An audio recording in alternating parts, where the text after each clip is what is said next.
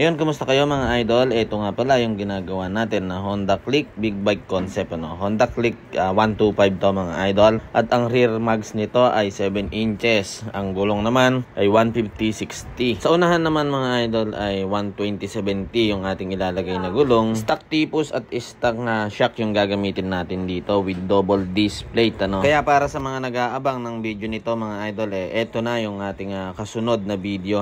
At malapit na itong mayari. Kaya panoorin nyo na to at i-share mga idol. Ganito nga pala yung ginawa namin sa rear mags niya. Racing Boy na 6 spokes to ng Aerox. Ayan, alam kong pagkakaalam nyo sa rear mags ng Racing Boy ay 4.5.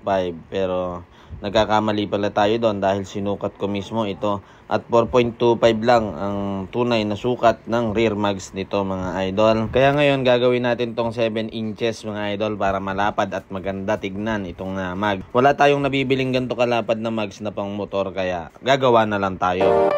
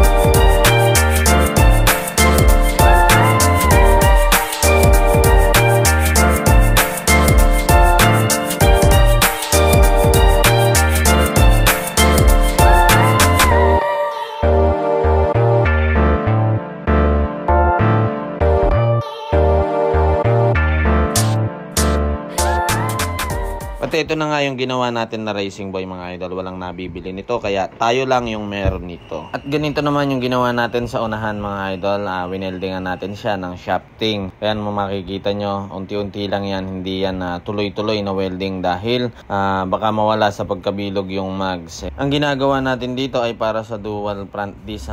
At matapos natin yan weldingan mga idol ay gagawin natin. Totornohin natin para sentrong-sentro at pantay yung ikot ng disc plate.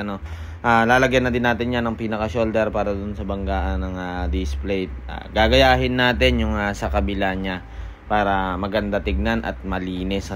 Ayan. Siyempre, yung nagtotorno niya ng ating tornero na si Arthur. Etong si Arthur ay galing pa ng Mindanao mga idol. Doon natin to kinuha. At eto na nga yung pagkakagawa natin sa unahan. Kung ano yung clearance do kabila, yung original ay ganun din yung ginawa natin dito sa ating minodified.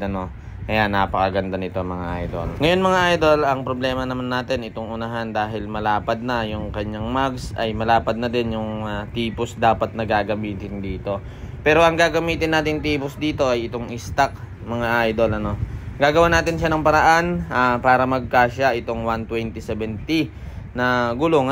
At ganito yung paraan na gagawin natin dito mga idol. Makikita nyo siya, wineldingan natin. Marami yung mga nagtatanong sa akin, nawe-weldingan pala yung tipos. Opo, nawe-weldingan yan dahil bakal yung mga tipos. Madami kasi yung nagkamali na pundido daw yung tipos mga idol. Pero ang totoo nyan ay bakal yan. Kaya pwede natin yan weldingan. At ito na nga yung gagawin natin. Iispatan muna natin bago natin ikakasamuli dito sa motor. Para alam natin kung sentro ba yung ating pagkakagawa dito. Dahil hindi pwede dito mga idol yung basta-basta lang natin gagawin at titirahin natin ng titirahin nang hindi nakakasa sa motor kasi baka mamaya paling pala yung pagkakagawa natin, masayang yung ating pagkakagawa, pati mga materyales or pyesa na ginagawa natin masira. Ayan, at ito na nga yung pagkakagawa natin mga idol. Kung mapapansin nyo siya, naikabit na natin. Ayan. Sa luwang nito mga idol, siguradong kulang pa yung 120/70 para dito sa tipos niya. Luwag na luwag pa kumbaga.